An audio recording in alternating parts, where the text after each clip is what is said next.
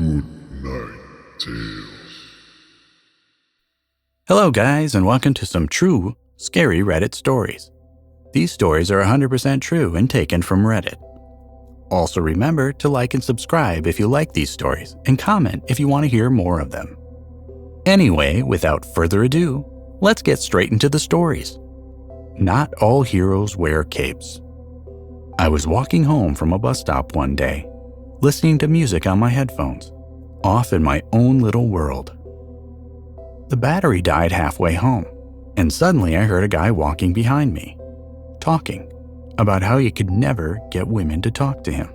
I sneaked a peek over my shoulder, and he was not only alone, he had also got off the same bus, and was twice my size. So he'd been following me for about 3 or 4 blocks, apparently trying to get my attention. There was no one else around, so I kept my headphones on, despite the lack of music, and just started walking faster. Then he started singing, "Speak to the girl you got to, speak to the girl," over and over again, getting louder and louder the further ahead of him I was. I wasn't sure what to do. If I went home, he would know where I lived. So I turned a corner towards where there'd be more people around, with him still following me, and ducked into a pub. When this creep followed me into the pub, I ran up to the bartender and begged him to pretend we were friends and keep me company until the creepy guy left. The bartender came around the bar and gave me a big hug and made a fuss over me until the creep went away and I stopped being quite so shaken up. Not all heroes wear capes. A week later, she sees him in the paper. Not me, but my high school girlfriend's mom. I was floored by the story. She was out at a bar and met a cute guy. Charming, suave, he wore a sports coat to this dumpy little campus bar. Said he was a law student, and she almost gave him her number. Almost. Now this was at a time when there was a serial murder a few streets over at a sorority house. Women in town were on edge, so she was playing it safe. A week later, she sees him in the paper and gets a call from the Tallahassee Police Department. Apparently, they had found her ID, among those of others, many of whom were deceased. Turns out, she was his type. Slender, blonde, age 17 to 30. He was probably casing her at the bar and had nicked her ID for her address. The suave law student was a very infamous serial killer. The door he tied up was unlocked. It was 1984, I was 15 years old, and was alone at my old sister's house. It was late morning. I had just got out of the shower and was still wrapped in a towel when I heard a noise outside. I looked out a window and watched a complete stranger tying the doorknob of the main entrance to the railing of the deck with a rope I used to walk the dog with. He then leaned a mop that was on the deck against the door. I called my sister, told her what happened, got dressed, got the heck out of the house and through a different door, and hid in the bushes until the police arrived. The house was somewhat remote with no close neighbors. Found out later, the door he tied up was unlocked. No clue how long he had been lurking around before I knew of his presence. To this day, we have no idea who that was and what his motives were. Beyond creepy, definitely unexplained. "Mom, are you home already?" My childhood friend was about 15 and home alone over a long weekend while his parents were traveling. But on Saturday night, around 7 to 8 p.m., he was in his bedroom upstairs when he suddenly heard his mom call up the stairs to come get dinner. He popped his head out of his room, super confused, as no one was there, so he called back down. "Mom? Are you home already?" There was a long beat, but then after a few seconds, his mom walked slowly around the corner, coming from where the kitchen was, and looked straight up at him from the bottom of the steps. She just smiled and then walked right back into the kitchen. My friend was frozen in place for a moment, but then, again, he heard her call him to come get dinner. He said the only reason he didn't just walk down those stairs to see what was going on and why she was home so early was because he thought it was strange that she didn't talk or utter a single word when she appeared. Like, Why did she just smile at him and then walk away? That just didn't sit right. The fact he never saw her open her mouth. He could hear her and he could see her, both plain as day, but never at the same time. And that smallest of details is why he chose instead to slam his door shut, lock it, and call his mom. She answered immediately and was still several states over, hundreds of miles away. They ended up calling the police for fear of an intruder or something, but they never found anyone in the house. It was all locked up with the security system on and everything. He did not sleep there alone anymore after that. You opened the door for me and walked upstairs. I live with my wife. It's about 10 p.m. and I was taking the trash to the dumpster in the alley behind my complex. The complex had only 6 two-story apartments, the front door of each facing south. We lived in number 5. And if you were to walk outside once you open the door, there's a little raised landing where you'd put a welcome mat. Step off the landing and you're on the walkway, and you have to go left or right because there's a very tall wooden fence separating the complex from the large house next door. Turn left, go through a wrought iron gate, and the dumpster's right there. It's a very short distance from my door to the dumpster. And once there, you can see down the entire length of the walkway. The entire area is well lit, so it was easy to see my wife open the gate and head up the walkway towards our apartment. I waved at her and had no idea how she didn't see me. I almost yelled, but didn't want to scare her or startle the neighbors, so I just started walking the short distance between us. As I walked, I saw the door to our apartment open. Of course, I figured she opened it, but it was dark, so I didn't actually see her do it. Then, she kind of leaned in, and I could hear her calling my name, but she would not walk into the apartment.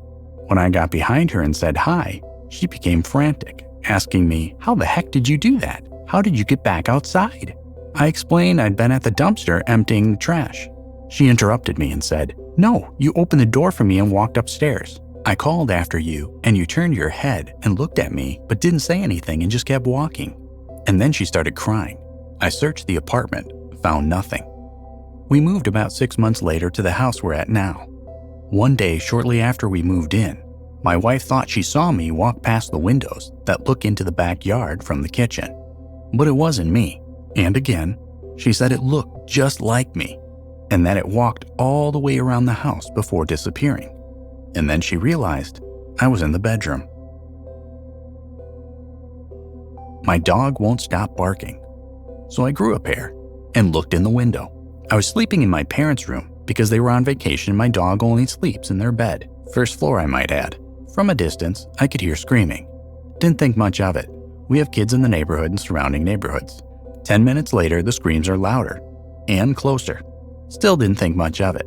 Another 10 minutes, and the screaming is louder and closer. My dog is now alert and huffing and growling. My heart is beating, but I still play it off. Knowing I have locked all the doors, my dog will go into fight mode, and I have a gun in the cabinet. No joke, 10 minutes later, the screaming is right outside my window. That's right where my head is, and it's louder than anything. My dog is absolutely flipping out like I've never seen him before. I'm a pretty intimidating guy, and I'm having a panic attack and probably crying. I'm under the blanket, curled up in a ball, too scared to do anything. My dog won't stop barking, so I grew a pair and looked out the window. I saw no one. Minutes later, 5 police cars go into my neighborhood looking for an escaped psych patient. The scariest part is she had a knife and was hiding under my front porch steps. They all told me to chill. I was working as an interpreter for a researcher in one of the most active volcanoes in the world. At around 4 p.m., I had a really bad feeling. I felt so restless. At that time, I was around 5 kilometers from the peak, and I stayed in the last village before the mountain. Everyone in that village had already evacuated. There were only journalists, photographers, a camera person for TV stations, and some locals. They all told me to chill. I remember when I decided to leave the area, they were still smoking and drinking coffee, and some were eating instant ramen. It was so quiet and calm, but I felt so restless. I left the village at around 4:15 p.m. Just a few minutes after 5 p.m., the mountain erupted, sending lava and pyroclastic flow that swept the whole village. All the guys were killed instantly, It still gives me the chills even now. I was awakened by shouting. 6th grade school camping trip. I was in a tent with 2 other girls. Early in the morning, barely light out, I was awakened by shouting. Opened my eyes to see the outline of a young man crouching over me and looking back over his shoulder at the tent opening. Before I really understood what was going on, he was hauled out of the tent. Apparently, he had been sneaking from tent to tent and had an axe laid gently next to my head, as it turned out. It was like a Final Destination vision. Country lanes in the UK are pretty narrow and have lots of blind bends. I was driving down a lane and there was a cyclist in front of me, in the middle of the road, not wearing a helmet and heading toward a completely blind bend. I suddenly thought, if a car swings around that bend, they're going to smash me into the cyclist and pin him to my car. It was like a Final Destination vision. I couldn't hear or see another car, but I saw this accident so vividly in my mind. I immediately slammed on my brakes, honked my horn, and pulled over. The poor cyclist guy shit himself and stumbled to the hedges. Mere seconds later, some idiotic teenager comes speeding out of the blind corner and missed us by inches. If we were still on the road, this guy would have plowed straight through the cyclist and into my car. I completely freaked out, to the point the cyclist came over to calm me down. I don't remember much, but I know I was saying, "You were dead," over and over again. I'm not a religious person at all, but that's the closest I've come to believing in some kind of divine intervention. I remember seeing a lady's face. When I was a kid, I remember seeing a lady's face in a doorway, grinning at me, with what I assumed to be something brown covering her entire face and teeth. I would see her several times until we moved away when I was 5 years old. Obviously, my family didn't see her, but my mom got worried when I told her that I saw the lady from the kiosk, which is what I called the lady after I dreamt of her falling down a flight of stairs in a small store not far from our house. And I kid you not, my mom told me a few months ago that in the same store I was dreaming of, a woman had fallen down a flight of stairs and had her face torn on the way down, apparently being covered in dry blood when she was found, hence the description of her. Imagine the look on my face when I heard that. The sister never forgot what she saw on the monitor. I have a really creepy one. So my cousin, around 30 years old, had a baby and had one of those baby monitors with a video feed. She was in the living room with her sister watching TV. Her sister gets up to the kitchen, swings by the baby monitor to take a look at the baby, and goes white. She slowly walks up to the mother and says, "There's a grown-up woman with a white dress holding the baby." They were both alone in the house. They both go running into the bedroom, only to find the baby in the crib and everything closed. To this day, the sister never forgot what she saw on the monitor. He swears he wasn't even in the bedroom. I was getting ready for bed in the bathroom. I had the door open as I was talking to my husband, who was sitting on the bed. I was having a whole conversation with him. I even looked at him a couple times. Then he stopped answering me. So I repeated myself. And he answered, but was in the living room. Now, the living room was past the bathroom, and I never saw him walk by. And there was no way I would have missed it. He comes into the bathroom and was like, "Were you talking to me?" And I said yes. He said, "Oh, I didn't hear you. I was in the living room." So I asked how long he was in there. And he said for a long time. But he was going to get ready for bed. I asked if he was ever in the bedroom in the last 10 minutes, and he said no. He's been in the living room the whole time. He swears he wasn't even in the bedroom. So I don't know who I was seeing and talking to, but it terrified us both. Ugh, gives me shivers. I can still see it just sitting up on the bed. Searched everywhere, but found absolutely nobody. I work in a prison. When I was new, I was working overtime one night in a housing unit that has seen a lot of death. It was well after midnight. and all of the offenders were supposed to be in their cells. Since this was a medium security prison, the offenders still had access to leave their cell to use the communal bathroom at night. Well, I was going in for the 2 a.m. count. I watched an offender walk down the stairs from the second level and into the bathroom. I stood at the entrance to the bathroom and yelled in to ask them what cell they were in so I could add an extra body to that cell for my count, but got no answer. I then walked into the bathroom and searched everywhere, but found absolutely nobody. I told one of my coworkers about what happened, and the first thing they asked me was he tall and skinny with long dreads? And he had been. When I answered yes, I was told, "That's Mr. Bones. He unalived himself a few years ago, but he still hangs around." I still get goosebumps thinking about it.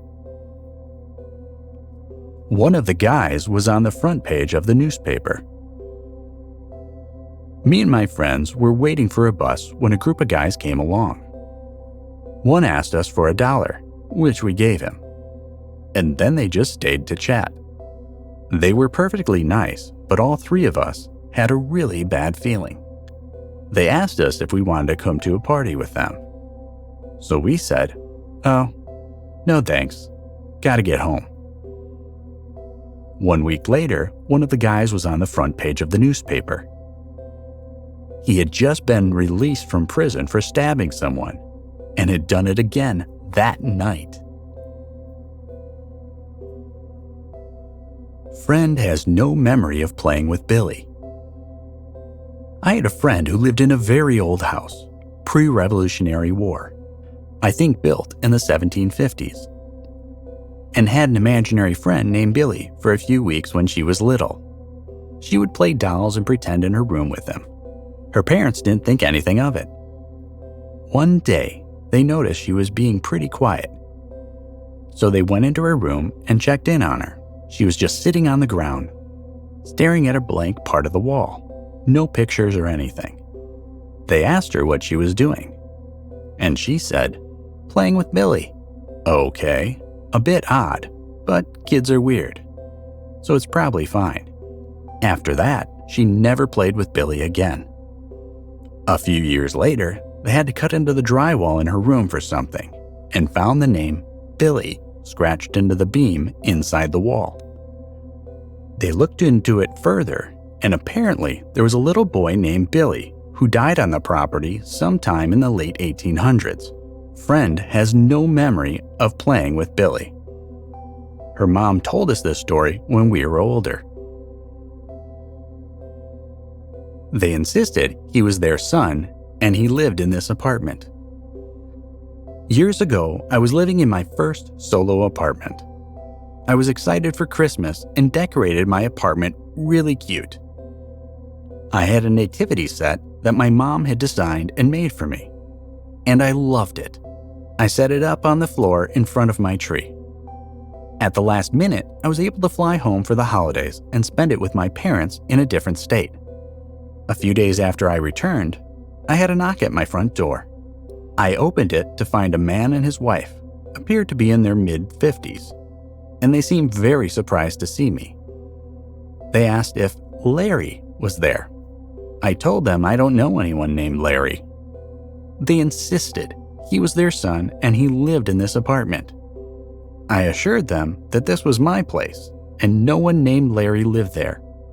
They said they had spent Christmas Day with Larry in this apartment, then pointed to where my tree had been and asked what I had done with the beautiful custom-made nativity that had been there. They loved it, and Larry had told his mother she could have it. I had several odd things happen in that apartment, but I was young and didn't have good sense, so I didn't move for more than 3 years. I never found that library book, ever. I was reading a library book before bed one night when I was a teenager. It was something really boring I had checked out for a history project for school, and I couldn't keep my eyes open. I fell asleep with it on my bed. I had a sleep paralysis event happen, and I watched this shadowy figure of a man walk into my room, look around, pick up a few knickknacks, and put them back down. It was so terrifying. My entire body was screaming to move, but I couldn't, not even my fingers. I just wanted to scream for help, but nothing happened, no matter how desperately I tried. I finally got up enough courage to look at the man, but he wouldn't come into focus for me for some reason. He was just a shadow, like he wasn't fully there. He came up to the side of my bed and stood over me, looking down at me for what felt like forever. I was so terrified, but I couldn't move a muscle. Then he reached down, grabbed my library book, and turned, walking out of my room. I never found that library book ever, even after tearing apart my room and my house. My mom said it was a coping dream for losing the book, but I distinctly remember falling asleep reading it that night. And I even had sent a text to my boyfriend that night saying that I wished I had chosen a different book because this one was putting me to sleep. I had to pay a fine and everything. Even wearing the same clothes.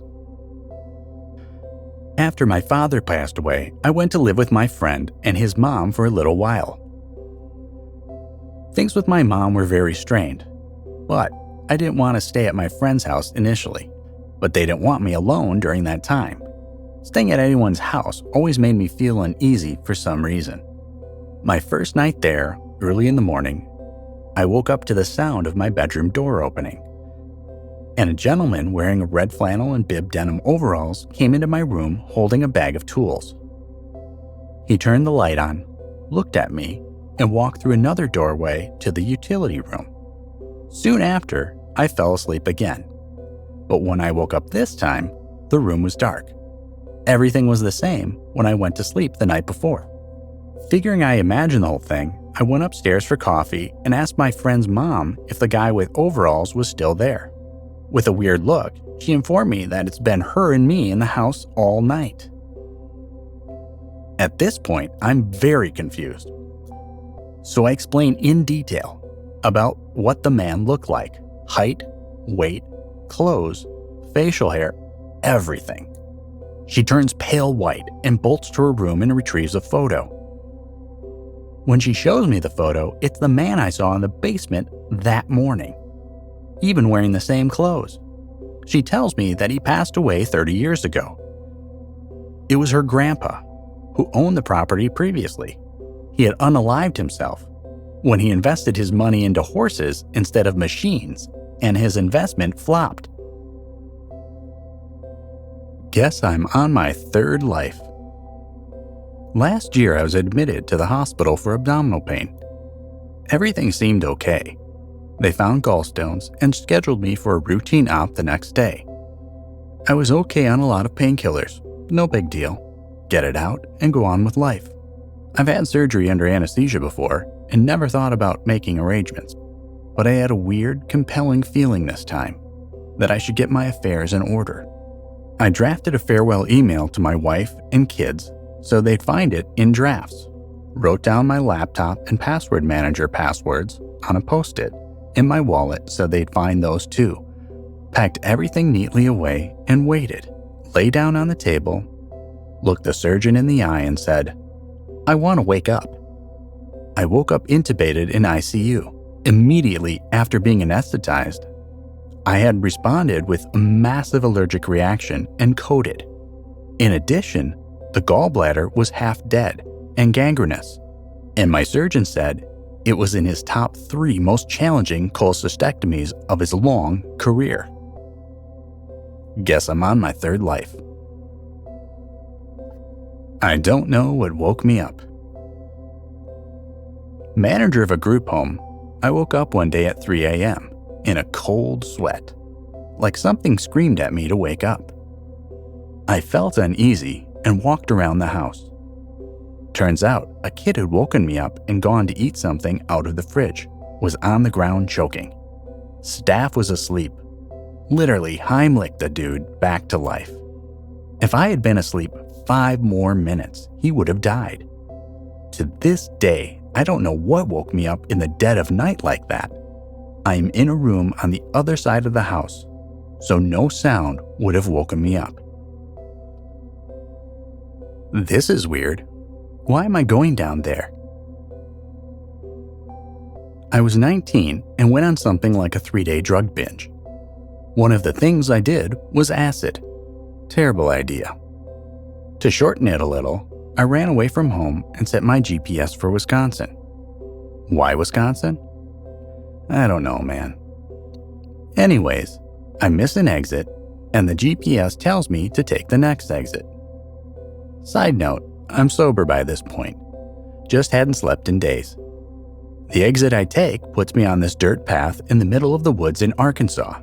I'm driving a little bit, and then I'm thinking, this is weird. Why am I going down here? I stop, and I zoom out on the GPS, and it's just a bunch of twists and turns through this dark forest. I look at my gas tank, and I only have about 60 miles left. I stop, and I think about my options. Do I go for it and risk getting stranded in this forest at 4 a.m.? Or do I turn around and get gas? As I'm thinking, I get this sudden feeling like I'm being watched. I don't know what it is, but my heart starts pounding. So I said, not this. I can't turn around because the road is so small. So I put my car in reverse and hightail it out of there.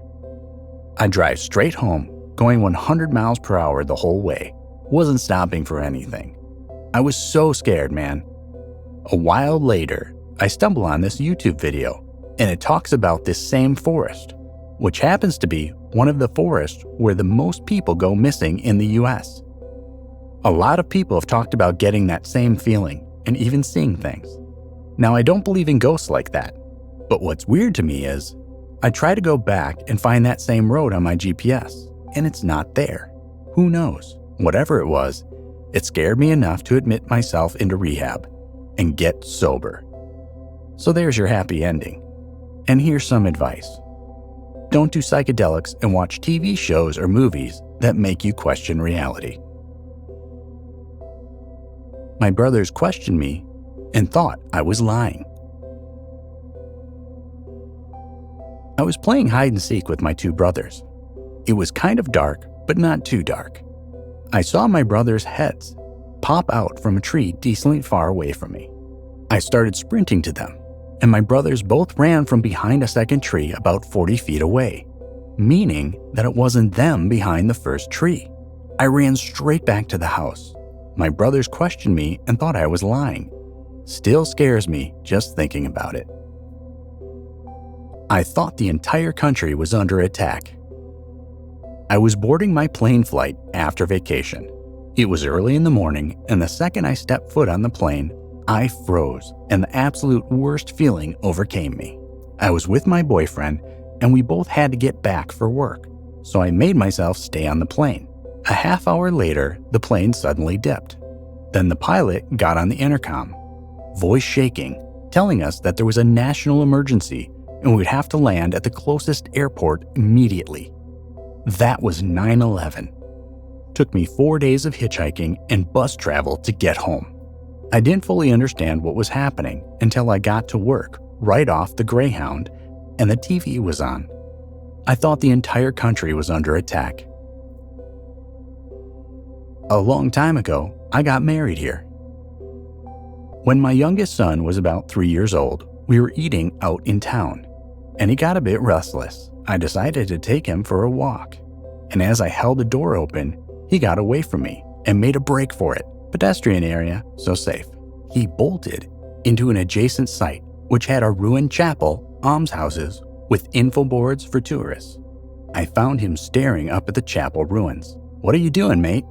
His reply, "A long time ago I got married here." What? A long time ago, then a switch flicked. He was a 3-year-old with energy to burn and was off running again. Shook me to my core. Where did this come from? When I was a kid on holiday with my parents and sister, my sister and I found a bone in the bush behind the lodge where we were staying. I took it home and showed it around at school, and a classmate's father happened to work at a museum. She got her dad to look at it, and he apparently got really pale and kind of stammered out. "Where did you get this from?" It was apparently a tibia, human lower leg bone, and from the looks of it was probably a couple of 100 years old. After further investigation, it was discovered that the land behind the lodge was, in fact, an ancient tribal burial ground. Some elders were consulted, and as it was taken innocently by a child, it could be returned to where I found it after being blessed by the elders. I thank my lucky stars for giving up that seat to this day. The year was 1972, and I was being drafted into the Army. If you know anything about the Army, the thing you will be doing most is waiting. Waiting for everything was the way it was. So I'm in this big room with maybe 200 guys and maybe 25 chairs in which to sit. Of those 25 chairs, maybe 6 were lounge chairs. The others were metal folding chairs. I was one of the lucky ones who somehow got a stuffed chair. So we all sat and waited.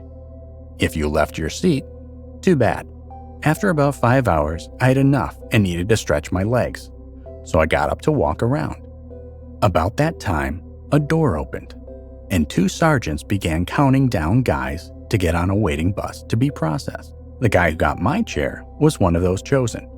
After they took and loaded about 30 guys onto the bus, someone sticks his head in the door and says, "You should thank your lucky stars you're not on that bus, because they are heading to Camp Lejeune, North Carolina, to become processed into the Marines." The Army was bad enough, but the Marines were 100% heading to Vietnam. I thank my lucky stars for giving up that seat to this day. All right, so that was 11 true scary Reddit stories. I especially like the last story, I thank my lucky stars for giving up that seat to this day. Let me know what you think in the comments below. Also, if you're liking what you're hearing, make sure to subscribe and turn on the notification bell. It really helps the channel a lot and helps me to bring you more quality stories.